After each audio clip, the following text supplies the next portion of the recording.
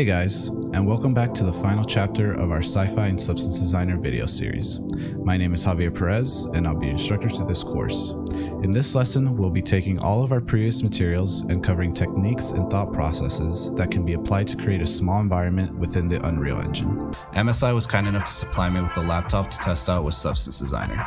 Thanks to the performance of the Intel Core i9 and RTX 2080, I'm able to work so much more quickly and efficiently and not have to worry about how complex my graphs are getting.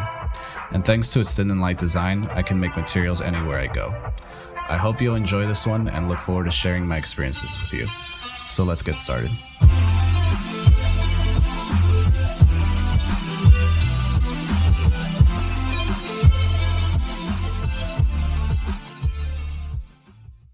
So to get started, I just want to create a folder structure with all the textures that we've created throughout this entire course. So I'm just going ahead and creating a main folder, and I'm naming folders accordingly to what we'll eventually create inside of Unreal 4. So we have the meshes and the textures. From there, I'm just going to open up Maya so we can actually start modeling our geometry that we'll be using to apply these textures inside of Unreal. The first thing I do is I like changing my grid options to match that of Unreal. So if you look at my screen, you can kind of see the numbers I inputted there. And I also downloaded this guy off of, I think it was Gumroad, and it's just a scale dude to give you an idea of the scale of these pieces so it can match once we like drop in Unreal, if we like were to drop in as a player or something like that. So the first thing I like to do is I'm just going to create the floor piece, and the floor piece is just a simple plane. It's going to be smaller than the other pieces because in Unreal I'm actually going to duplicate it to create the entire pathway. But once that's done, I go in and just add a bunch of divisions. The divisions on this guy are going to help a lot when we actually tessellate and apply the height to this guy. So just went ahead and did that real quick. Next up, I'm doing the wall here. Again, pretty simple, just plain. It's basically double the size of the floor piece, and again, it's going to be heavily divided, so we get a nice even quads, and it's going to be a lot cleaner once we bring it into Unreal for the height and tessellation. So I end up duplicating that wall to just create the ceiling here. And the next piece that I'm gonna create here is it's a second ceiling piece that I used. I'm not gonna show you guys what material was applied to it till the very end. It was just kind of like a guard for all the stuff that holds on the ceiling. I didn't go over how to create it during the tutorial series, but it was just made on the side, and it was just like an added little thing that I created at the very end.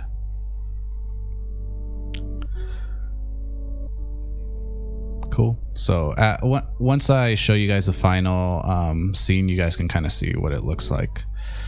But just in case you're wondering how I was able to create that kind of rope guard on the ceiling, this is the mesh that we'll apply that to. So once we have everything created, I want to make sure all the UVs are existing on each one of these pieces, because without UVs our texture will not be showing up. So I just go ahead and make sure that each one of these pieces have UVs, and if there are any errors, I go in and fix them. The other thing I like to do is I'm going to zero all of these pieces out, and I'm going to make their pivot right at the 000 mark. And then I'm going to go ahead and export these guys as FBX. I add the SM prefix for static mesh. Nothing too crazy with the FX export options. The biggest one we have to change is the axis conversion, because in Unreal Z is up and in Maya Y is up. We just have to make sure that both those are set accordingly. So I make sure to go through each piece and setting those. So I got the floor, the wall, and the ceiling.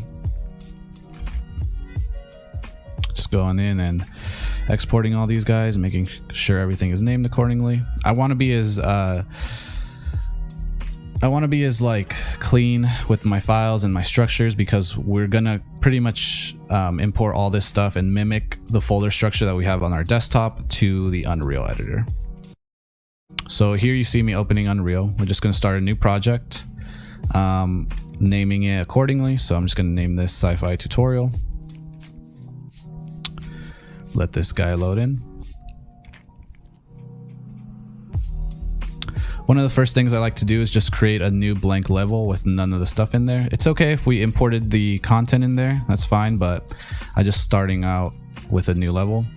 I go ahead and then start creating the folders that mimic what we originally had on our desktop. So we had our meshes and textures, and I go ahead and add a materials folder because I know we'll eventually be using that. I go ahead and import our meshes.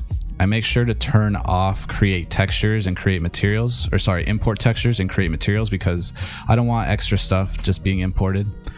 Once we have that, we go back into our textures, and then again, I'm naming everything accordingly and making sure everything is nice and neat. And I'm going to actually import all the textures from our desktop directory into this guy. So same kind of procedure going in through here, selecting all. I don't necessarily change much on these. The only thing I change when I import these guys is the green channel on each one of these. So every time I import all my texture sets, I go ahead and I flip the green channel, because in Unreal it's DirectX and then Maya's OpenGL, or when I created the actual substance textures, we were working in OpenGL.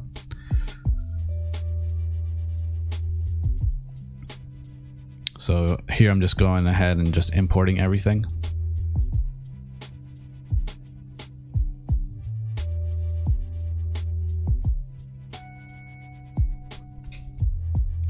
Again, just going through and just flipping the green channel. Always make sure, because your normals might look a little weird. So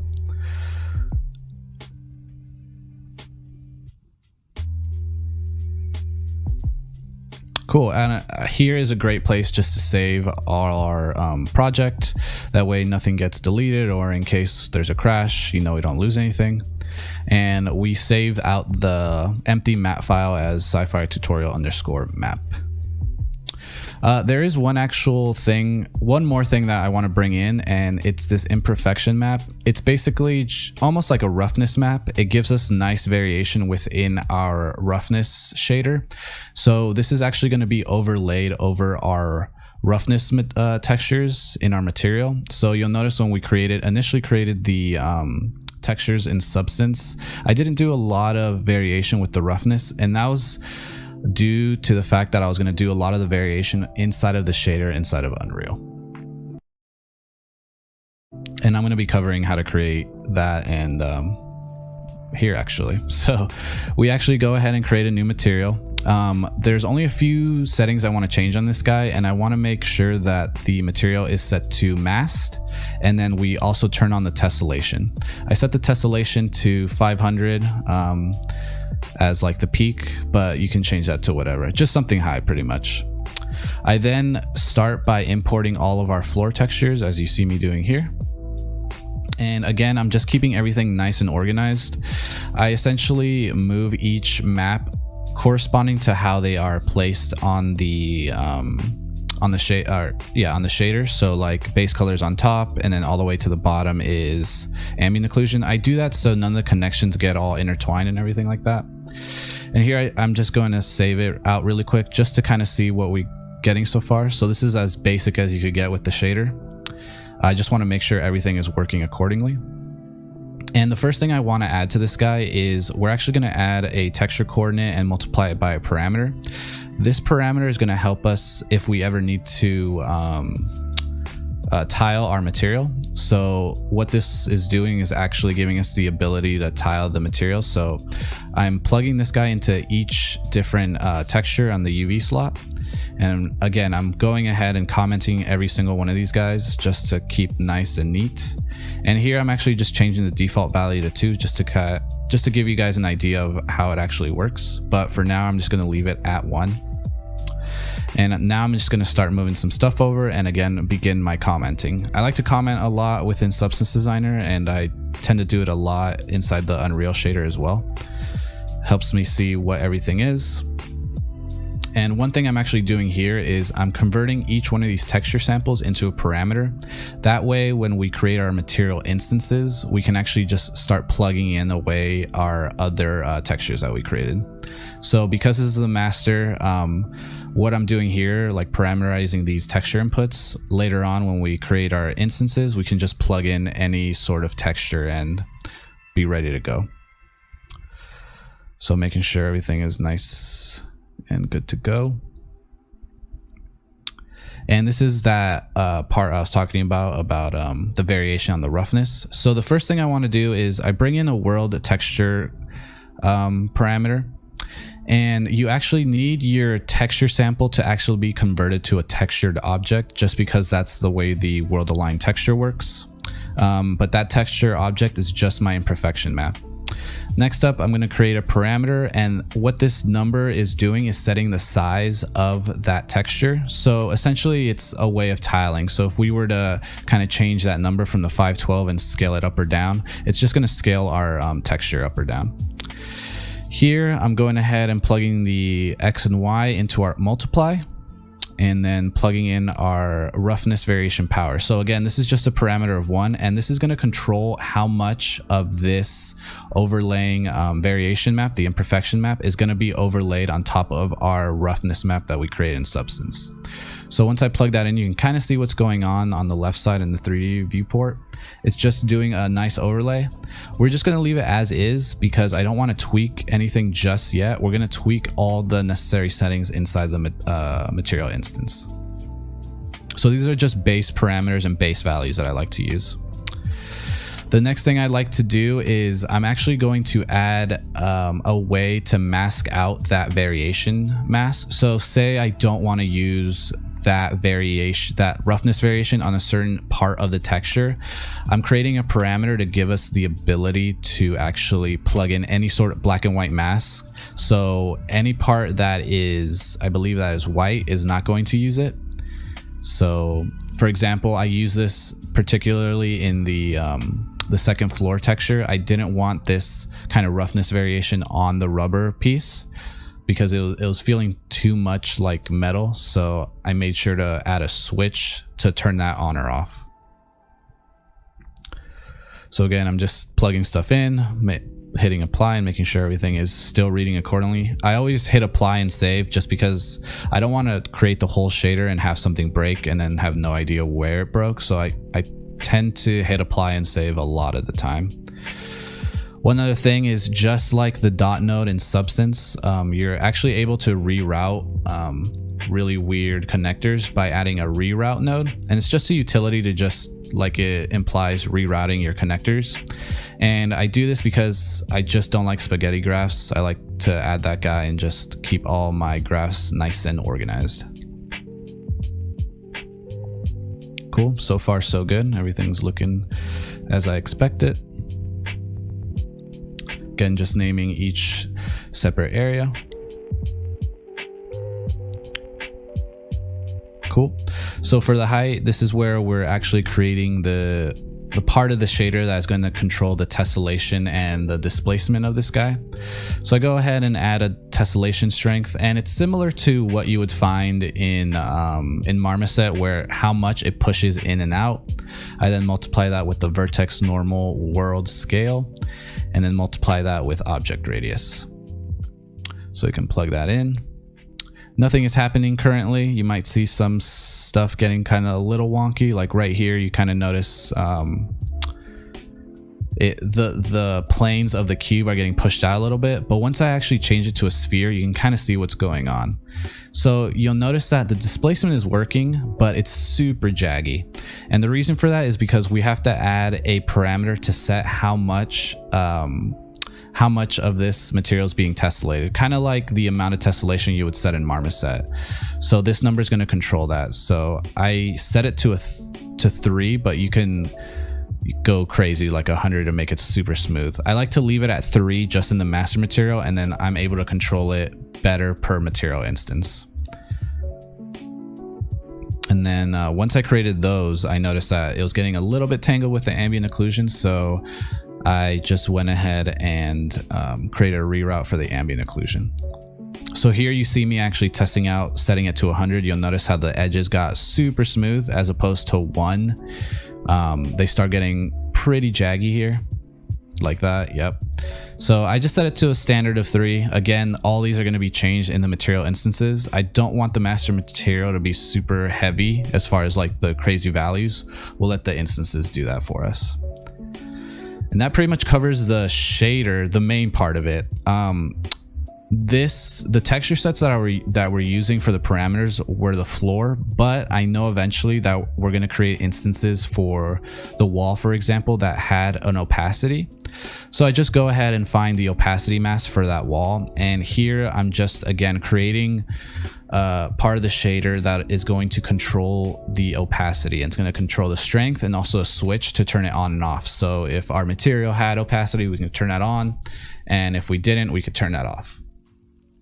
So I believe that the only one that really used opacity was the wall for the kind of metal slats looking out the windows. So I just go ahead and make sure this guy's plugged in.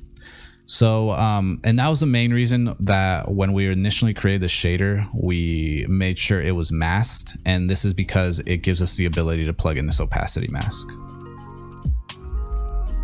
So I'm just moving stuff accordingly. Moving stuff into place, keeping everything nice and organized. Again, I just love being organized. I don't like messy graphs, so hopefully through this tutorial process I made you conscious of the just the way your graph is all nice and neat, and keeping things organized really helps later on when you're trying to figure out stuff in the shader or the material graph. And at this point, we're going to start getting some weird flickering, and that's due to the fact of what the heights information is doing. So it might look a little weird in the 3D viewport, but don't let it bother you too much, or don't, because we're going to fix all this stuff inside of the material instances. And here I'm just turning on the switch to make sure our opacity mask is working, but I set the default value to false because I just want to have that able to turn on whenever I want. So here, saving it one last time, moving stuff, making sure it's all nice and neat.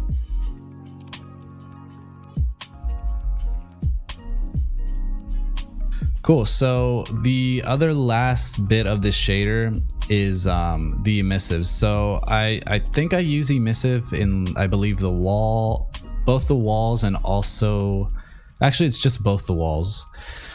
So I'm actually going to add a part for the shader for the emissive.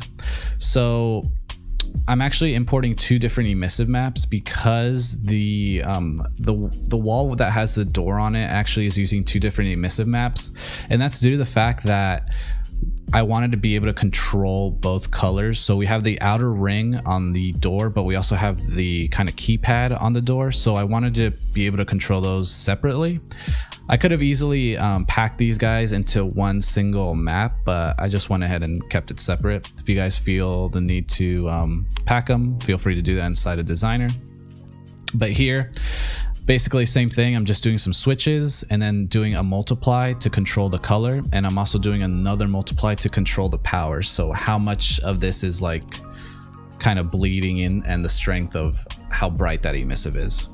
So I basically take that same little shader that we did here and I just duplicate it, but I make sure to change the names from emissive 01 to emissive 02. Just going ahead and plugging those things in.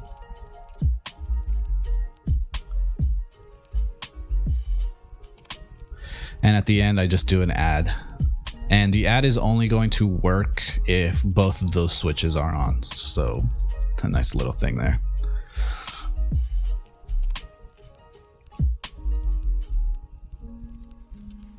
Again, just moving stuff into place. Don't like stuff overlapping, so want to be as neat as possible.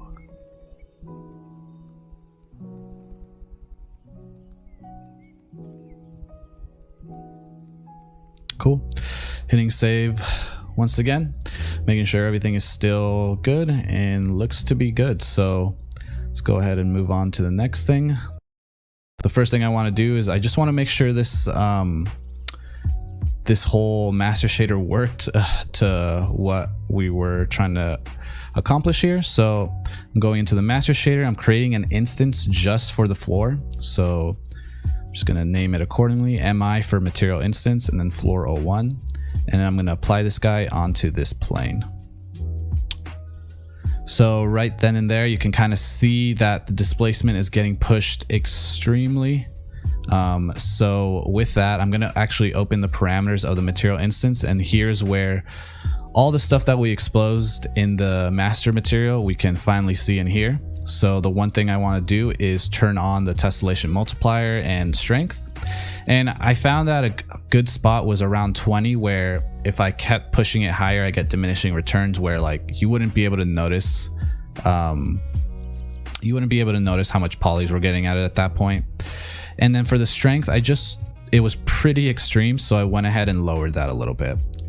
One thing that I noticed, kind of how we were seeing in the 3D viewport, where we started getting that weird flickering, and Unreal is kind of weird with the way that the height information is getting read. So one thing I found out is that if you change the scale bounds of the actual mesh, so we go into the static mesh options and we look for bound scale, we set that to something kind of high, like 10.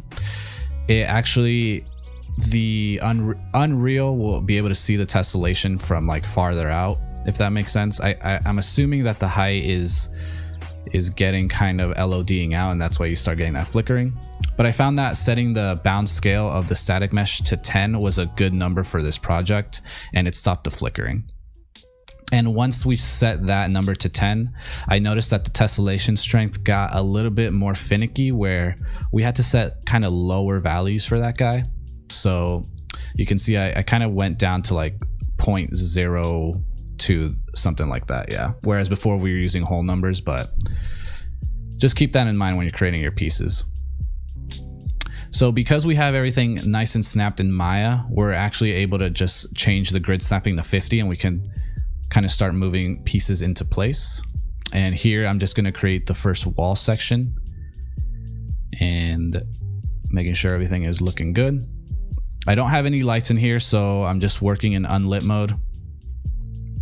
So because I just want to get the main kind of structure set up, so pretty much the floor. So the next thing I want to do is I'm going to add the floor 2 material here. And to do that, I'm just duplicating that first 4 sets of floor materials. And then I'm going to duplicate the floor. I'm going to duplicate the material instance for floor 02. So at first I actually created an instance off the master, but I thought it would be smarter to just duplicate the floor 01 and create 02. So that's what I went ahead and did. And this is what I talked to you about. Because we parameterized those texture inputs, we can now just check those guys on, and we can easily just start plugging in away our floor 2 material or textures. And the cool thing is because our floor 1 has the correct tessellation and tessellation strength number set, it just pretty much stays exactly the same. So I'm just saving this out and making sure everything is compiling. Cool. And here's that part where I turn on the variation mask, because I don't want that variation to hit on the rubber part of the material. So again, I'm just going to take this floor and just apply it in the viewport. I noticed that we're getting a little bit of a seam there, so we want to hide it as much as possible. So there might be instances where I kind of go a little bit off the grid, or I change the grid like snapping just to a super low number just so we could get rid of the seams. So I go ahead and do that. Again, making sure everything is snapping. Cool. Everything is looking good. Here's that seam I was talking to you about. So there might be times where we either have to change the strength or the amount so it pushes kind of less than what we anticipated, or we can just go ahead and get off the grid. I would highly advise try to snap to the grid as much as possible, but if there are some instances where, you know, I would find myself having to get off the grid just to get it, just to hide some sort of seam. So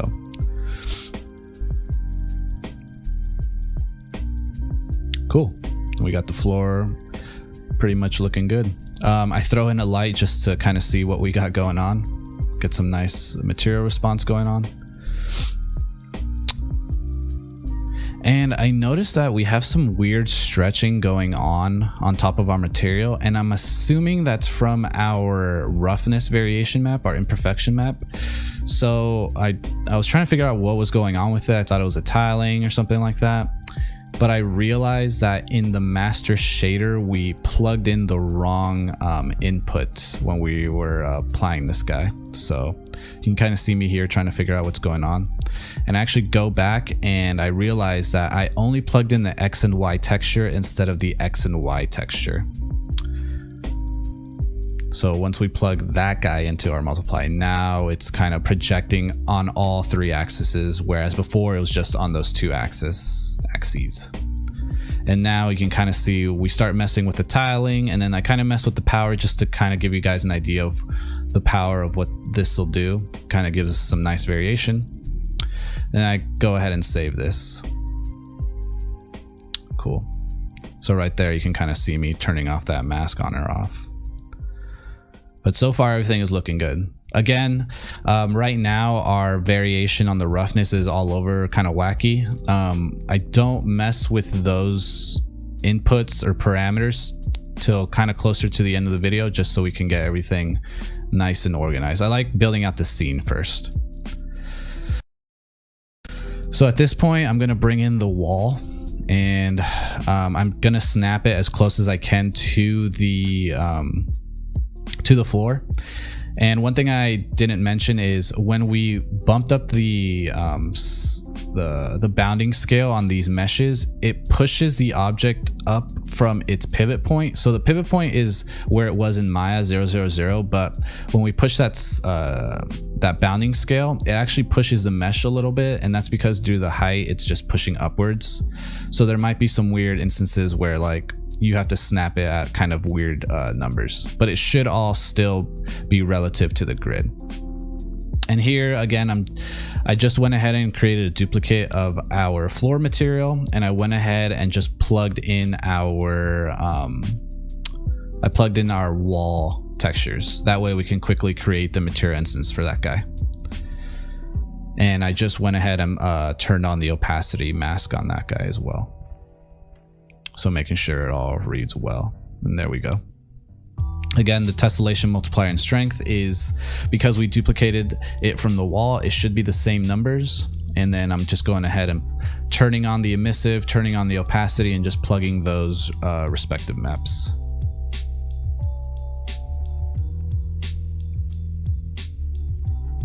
Cool.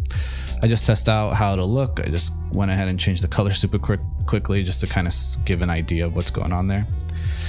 And when I applied the material, I noticed that it looks like the UVs were off to the side. So instead of just rotating the object in Unreal, I went ahead, figured it'd be a lot easier if I just went back into Maya and just flipped the UVs there. That way I don't have to get the headache of continuing to rotate each one inside of Unreal. I'd rather just do it once in Maya and re-export the object, and all that stuff would be fixed. So that's essentially what I did. I just rotated the UVs, set the pivot, and then re-exported. And again, making sure all my settings are correct in the FBX. And then I go into the meshes and I just hit re-import, and there we go. So now our UVs are aligned correctly. So on this guy, I started changing the tessellation multiplier and strength, but again, I came to the realization that I have to change the bounding scale on this guy. So right now I'm kind of pushing the strength a little bit high, and I'm actually having to move this guy with that weird pivot I was talking to you guys about. But it's still snapping, but you just got to be more conscious of where it's snapping. So right here I kind of lowered it to like a 10. Cool. I just don't want to have seams, so as long as I don't have seams, I'm happy. Go back to 50, and then I start duplicating these guys. But you'll notice that once we start duplicating on the X, it is all snapping to the 4 floor planes that we have there. But now we're starting to get that flickering, and this is where I actually have to select each wall, and then I gotta change the bound scale to 10. And once I do that, the tessellation strength I had earlier was way too high, so that's when I have to start going in and kind of noodling the numbers and making sure everything is correct. So when I change the scale bound higher, I find it that the tessellation number strength has to be a lot lower. So again, I'm just gonna rotating here, making sure everything is aligning, making sure everything is snapped on the other side as well. And I'm going on the top view and making sure everything is looking good.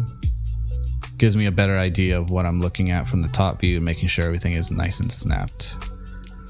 Here I'm changing the grid size so I can get a better snapping. And there we go. So we're still getting a seam just because we need to push it a little bit more. Like right there, we had to change it even down to a snapping of 5, so keep that in mind. I found that these were the only ones that I really needed to go to that lower number. Everything else was pretty easy. But once I have that all set, I can go back to 50 and then we can make our large movements like we were doing before.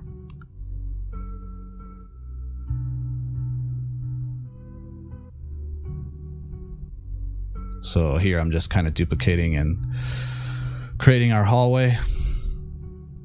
I'm just duplicating the same wall because we haven't created the second variation of the wall, but we're gonna create that a little later. And again, I'm just throwing in a random light just to kind of see everything, make sure everything is working good. And here I'm duplicating that wall 1. And again, because everything is parameterized, we're just gonna go ahead and plug in our wall 2 textures here. And because when we created our substances, our initial materials, kind of how I basically took wall 1 and started deleting stuff and I started adding stuff, but the background was still pretty much the same. This should all line up 1-to-1 in Unreal. So it should just be all snappy and good. So here, once I throw this guy on, yeah, you can see right there that we still are, our edges of our texture aren't kind of broken or anything. Everything is still pretty good.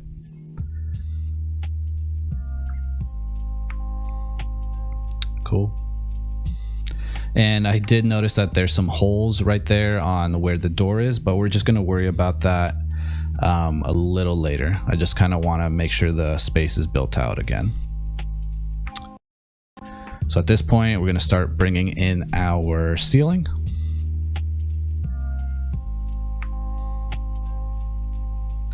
Looking good. And then I set the ceiling to 0, 0, 0, and I'm just going to go ahead and snap it to the very top of our wall pieces.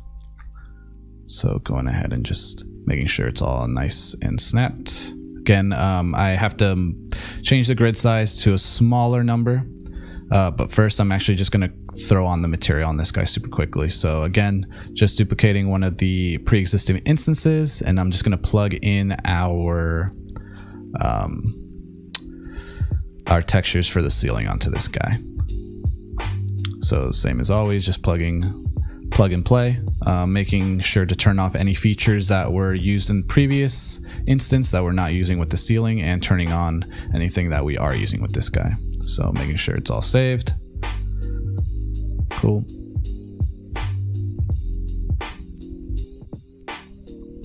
And I'm just going to apply this guy. Again, I think I have to change the bounding scale to this guy before I start messing with the strength. So I'm actually inputting a smaller number here because I know that once I bump this guy up to the bound scale to 10, or I think it was 5 on the ceiling, it's not going to go as crazy as it was going before.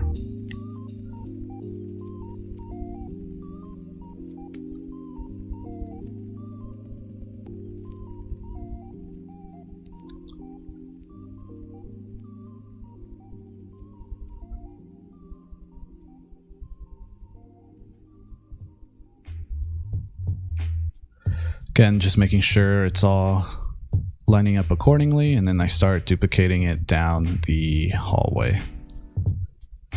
Just at a grid snap of 50, so it should all be nice and aligned. And we pretty much have our whole hallway here, so that's pretty much it. We're done with the tutorial. I'm just kidding. So yeah, I'm just going ahead and making sure everything is reading accordingly. I tend to fly around a lot just to kind of see what's going on. And one last thing I forgot to add is the actual grates that sit on top of the floor 1 material. So I'm just gonna go ahead and plug and play these guys as well. Should have that opacity, and I think it really, I think adding these guys really sell the scene a little bit more. But it just gives it a nice pop. So got the opacity going on, and for this guy I'm just duplicating the wall, and I'm just gonna move it slightly on top of it with a kind of a smaller grid snapping. So and I also make sure to rename this piece to grate 01. That way when I start duplicating, it's gonna start naming a grate 01, 02, 03, etc., instead of just continuing to name it that floor. Just I want to be able to differentiate the meshes that we have going on here. So plugging this guy in, and I changed the strength on this guy because I didn't need it to be as thick, so keeping that in mind. And then here's where I actually move down the snapping to like a 10. That way it kind of lays perfectly where we need it to. Cool.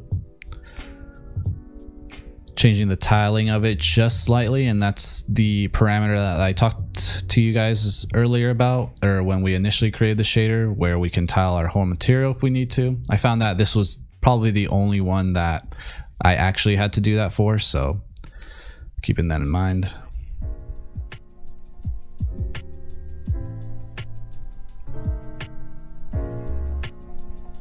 And I'm just gonna go ahead, select all 4 of these planes, and then just move them to the designated areas. So there we go. Just kind of moving the content browser down and making sure everything is looking pretty good. Cool.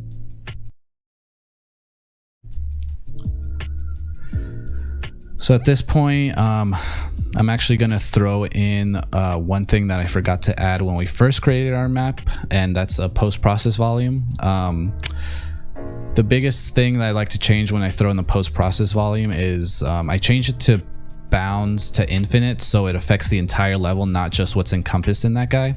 And then I change the min and max brightness to 1 on the exposure.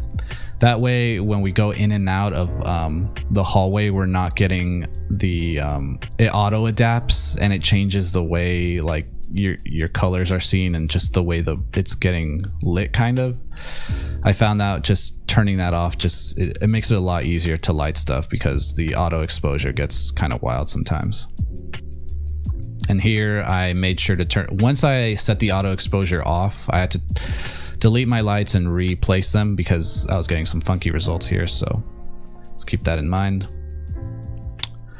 And once I got all that in, now I actually am going into each material instance and making sure that all my set amounts and parameter values are set accordingly to the final kind of numbers that I had in the final scene. So here I'm just plugging away the numbers that I found worked for me in the final scene. If you guys want to mess with them, feel free, but I'm just actually plugging in the numbers that I use in the final renders. So again, just going through each one of the material instances, making them less noisy and the strength not as crazy, and then just tiling just a bit less, or sorry, a bit more.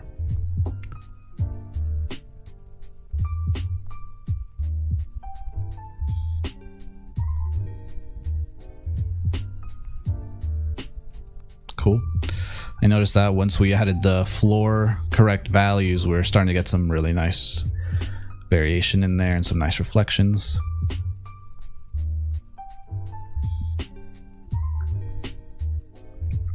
Just going through the walls here,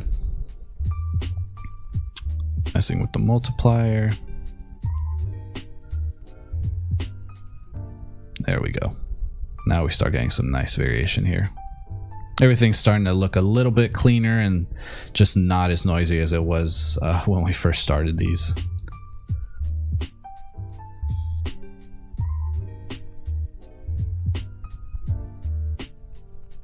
Cool. I'm just moving the light around, making sure it's all reading accordingly. Making sure that wall material, the door material, is looking good. And then I actually forgot to turn on the opacity on the window for this guy, so I'm actually going ahead and plugging this guy in, so get that look in there.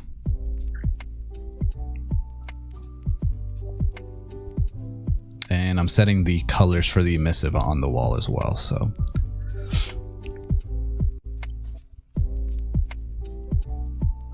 just changing the color to something from these values here on the emissive colors are from the final renders as well.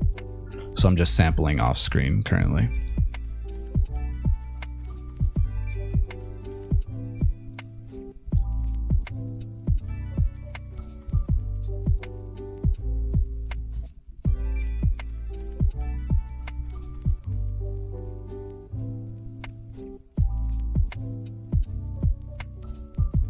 Next up, just doing the ceiling.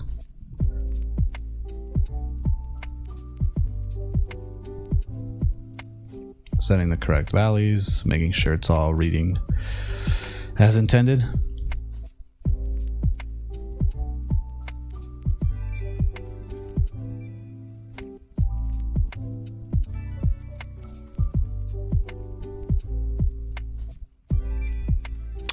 And this is a kind of a cool little thing that happened when I went and saved the master shader. It started recompiling everything, but you can kind of see how much the tessellation and height is doing to the entire scene.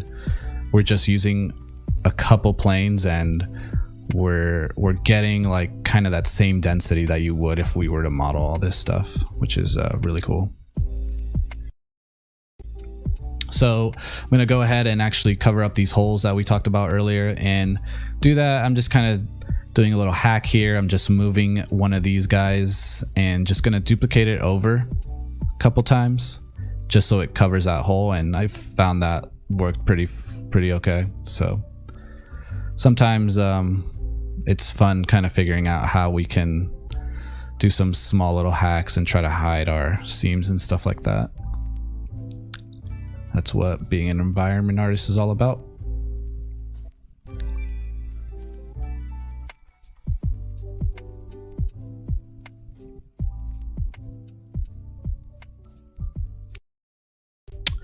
So one thing I wanted to set on all of our meshes was use emissive as static lighting.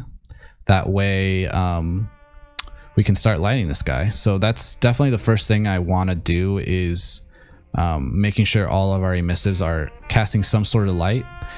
And then the other thing I actually ended up doing was bumping up the strength on the ceiling. That way we get some nice bloom here. And I'm just making sure everything is okay. And I'm going into the post-process volume and I'm making sure the bloom is intensified a little bit more here as well. So at this point of the video, I'm just kind of I'm sampling and I'm kind of looking at my finished scene to kind of see the values that I'm going to plug in here. So what you see here is just me kind of sampling off screen and also plugging in values from my finished scene as well. So feel free, if you guys want to light this guy a certain way or any way, feel free. I would love to see what you guys come up with your lighting scenarios on this guy. So here I'm just kind of rotating around, making sure everything is looking as intended. Kind of just moving stuff into place and just duplicating some lights. I'm setting some kind of just standard intensity amounts just so I can kind of get a full picture of what's going on here.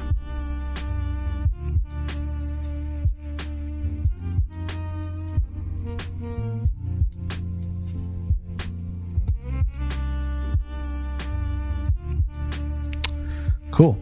Once I have just the basic lighting down the hallway, the next thing I want to do is I want to give the lights on the floor just a little bit more kind of power or strength to them. So I actually, instead of just leaving it to the emissive strength, or sorry, leaving it to the emissive lighting to do the static, I actually go ahead and add these rectangular lights in here. So that way they can kind of, it gives the impression of it's giving more light.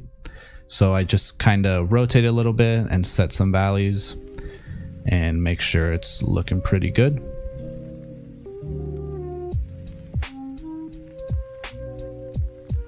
Do a little quick test there just to see between the two walls. But then I start going back to editing these guys, making sure that they are lighting correctly and lighting how I would like them to. So once I get them looking good on one of them, I just go ahead and duplicate and rotate on the other side. And then what I'm going to do is I'm going to copy all four and just kind of duplicate them down the hallway as I go. So just doing this here.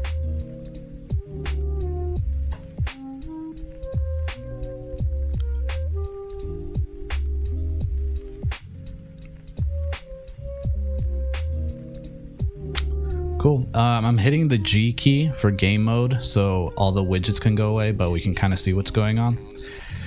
And I noticed that I actually wanted the doors to be parallel with the grading material. So what I'm doing here is I'm just moving stuff I'm just moving it one away from where it currently is. So just moved it down the hallway. I'm going to switch these doors into the wall material. That way the rubber stays with the walls and then the grading is going to be with the door on that main shot right there. Cool. Already we're getting some sort of kind of eerie, cool mood here. I threw into the scene a reflection capture. That way our reflections get just a little bit better. And then just do a small little build. I make sure to just hit build on the reflection captures. Why don't we just get this started? And the next thing I want to do is I'm going to add some spotlights right where the doors are. And here again, I'm just going to plug in some values and parameters of what I had in the finished scene. For this guy, I basically, I'm elongating the spotlight so it kind of goes through the whole piece of the wall. You'll see me when I do it here, but I'm also lowering the outer cone and inner cone. And right there is where I actually messed with the source length, but it was going the wrong direction, so I just went ahead and rotated that super quickly.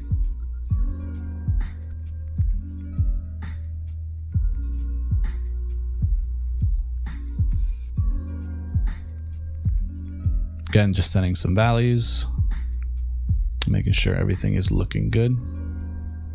Once I set this light on this door, I'm basically just going to duplicate it and copy over it to the other door as well.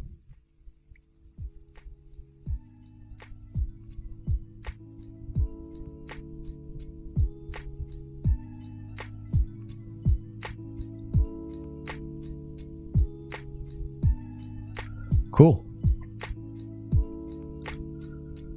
So next up, I'm just going to start adding our world settings. So height fog and exponential height fog here.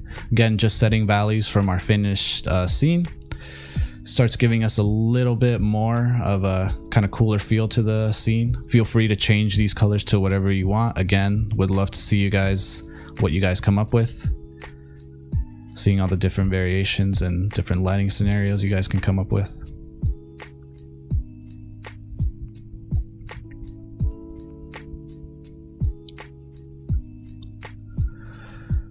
A lot of this was kind of just trial and error. I was just turning on stuff.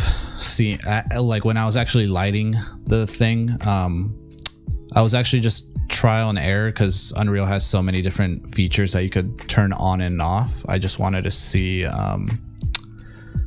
what those things would do. And I noticed these guys, the lights on the floors they were getting kind of lost on one side, so I made sure to, like, you'll notice that we can't even see the widget from where we are currently on the right side. So I went ahead and grabbed all those guys on the right and just pushed them forward a little bit. That way they don't get lost, and the intensity amount on the light isn't getting lost or anything.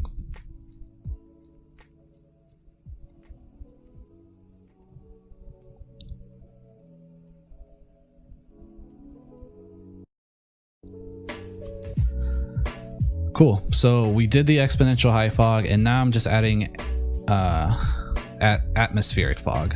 So here, this is kind of the fog that is pretty much outside. So I kind of set some crazy values to get almost like we're next to the sun pretty much here. So you can kind of see me messing with the brightness and doing some pretty crazy stuff here.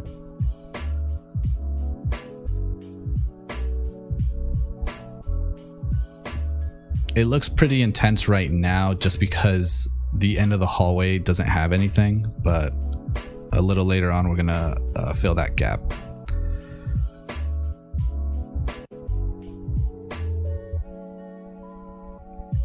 Cool. So this is where we're actually going to the post-process volume, and this is where our color grading is happening. Again, I'm sampling off screen all the values that I'm using on the final scene. So this is kind of up to you guys. Either feel free to follow the same numbers that I'm using in the final scene, or start plugging in whatever numbers you want. I didn't go over it in this video, but you can also take a screenshot and do color grading in Photoshop if you'd like. So that's a cool little feature you can do. Or I just did it all inside of Unreal when I initially did the scenes, so just messing with the different sliders and seeing what effects I get.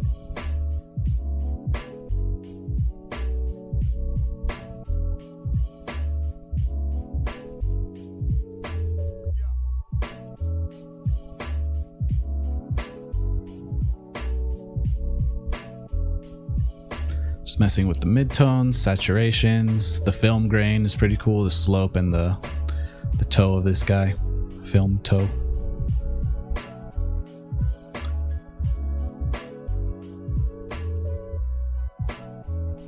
Ambient intensity, ambient occlusion intensity. And we're kind of close to finishing on the post-process volume, and now you can kind of see with the addition of the post-process and the atmospheric fog, we kind of get like a nice little bloom going on. It's looking pretty cool.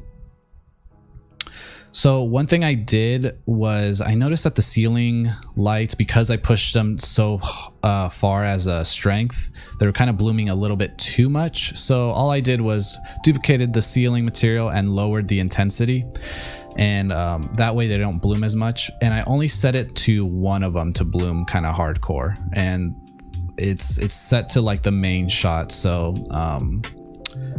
the main shot, one of the ceilings has a bloom intensity that's higher than the rest. So, and here I found like this floating piece on the side of the map that I didn't know where it came from, so I just had to go in and delete it and then replace that guy.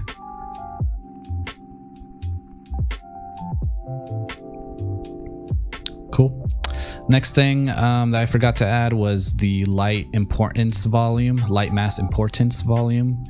And even though the lights are movable, I just threw this guy in there just to, when I do a build, so it doesn't take forever.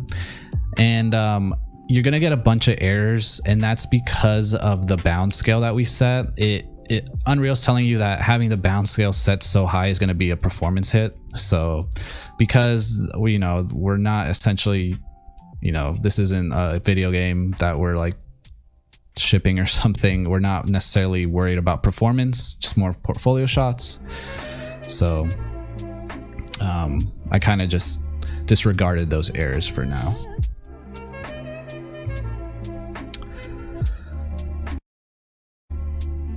So I talked a little bit about filling that gap on the end of the hallway, and this is actually me doing that right now. I'm actually kind of like what we did with the filling in that gap that was in front of the door, where we were kind of hacking our way a little bit by just duplicating some pieces so it looks like that was intentional. I'm doing the same thing here. I'm literally just copying pieces, rotating them, and giving the impression of a full environment. So just making sure stuff is aligned, and again, just duplicating walls. Because what I'm really after is I want to make sure that our initial shot looking down the hallway feels like a full environment, like that you can turn, like if you went down the hall you could turn, there's something there, but it's just to give the impression that there's more to the eye than there is.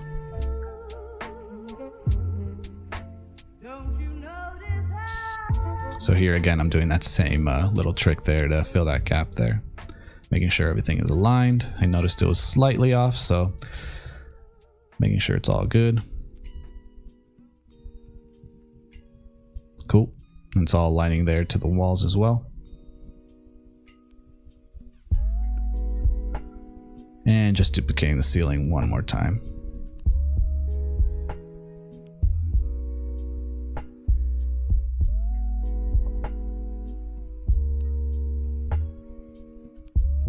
Again, at these pieces, I don't necessarily need them to be kind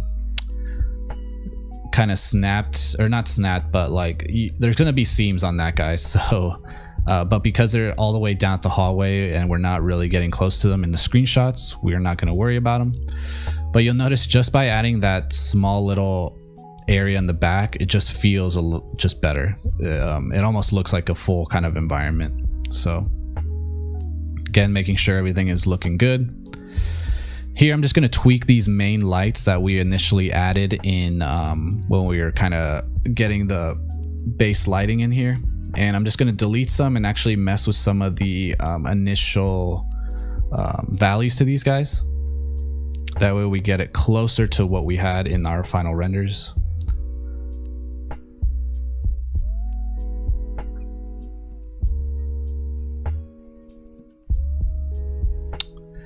So here you see me moving some lights around and then just placing them. On this guy, I wanted the back of the room to have kind of a warmer feel to it. So I basically duplicated these guys and then set the light to an orange with like a high value. So you can see me doing that here. I just did it by using the temperature and changing the temperature amount so it'll give me like a nice warmer color here.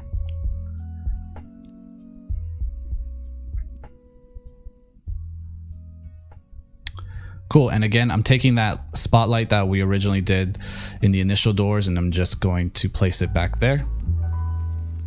And just messing with the emissive strength again on the ceiling, making sure everything is nice and good.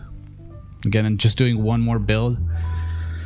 I'm getting all those crazy errors with the bounce scale. Again, don't worry about them too much. But we did get some weird artifacting with our floor lights, or sorry, our floor pieces with the lights. Looks like some weird baking shadow stuff. So all I did was I made these pieces movable and then I just moved them slightly to make it look like it's back to normal. I turned on that atmospheric fog I was talking to you about. Looks a little better now. So now that we have that ending area, so now like the light isn't going too crazy. And again, I wanted because you can slightly see through these windows, like on that main shot. I wanted to make it look like there was something through the doors, so I just went ahead and duplicated these walls again, making them movable and putting that same kind of orange light in there as well, just to give the impression that there is something behind these doors, these first initial doors.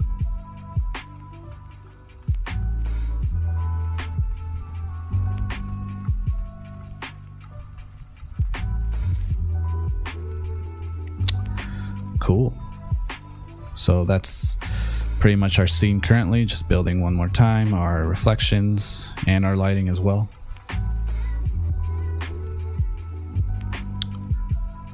It's looking pretty good.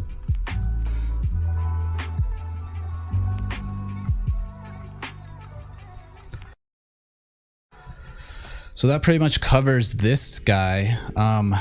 Off screen, I'm actually going to, you see me bringing in the final version. So this is the final one that I created. For this guy, I'm just gonna talk a little bit of what I did. I created a few different variations in substance with the materials that I had. So I made the pipes blue, and then I created a glass material inside of Unreal. I also just went ahead and added some dust particles, some smoke particles, and then inside of my post-process volume, I created a material to control the sharpening of the scene. So I'm not going to talk about that. Those are just extra little tidbits that I did, and you can kind of see my material library on what I did here. This was that blue material. Again, I just went to substance and created some more texture sets, created some glass. So it's up to you guys to see. I basically wanted you guys to create variations of your textures if you needed to. From what we learned in the substance, you can create anything you want. And that pretty much covers the entire course for creating a sci-fi hallway inside a Substance Designer / Unreal. I hope you guys learned something. We covered a lot. We covered a little bit of Unreal. I hope that the course overall gave you a good understanding of creating hard surface stuff inside of Substance. I'm excited to see what you guys come up with. Feel free to send me screenshots of your finished hallways, your lighting scenarios, anything like that. The final image is going to be posted on ArtStation, so give them a like, and I'll see you guys in the next one. Peace.